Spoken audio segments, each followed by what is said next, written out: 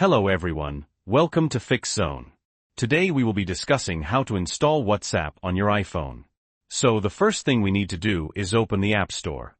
You probably know where that is, but just in case, look for the blue icon with the on it.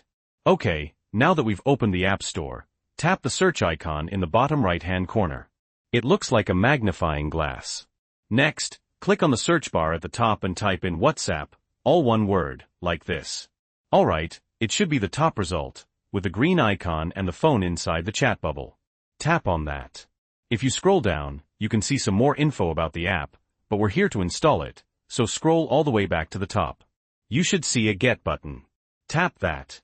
Now, mine shows a cloud icon because I've downloaded WhatsApp before. For you, it'll probably say Get or Install. Wait for it to download and install. Once it's done, the button will change to Open. Go ahead and click Open, and it'll launch WhatsApp. You'll be greeted with the welcome screen. Hit Agree and Continue. Now, enter your phone number. Make sure you get that right. Once you've entered your number, click Next. If you've already got a WhatsApp account, it's going to try to restore your info. If you don't have an account, you'll need to go through the setup process. Just follow the on-screen instructions.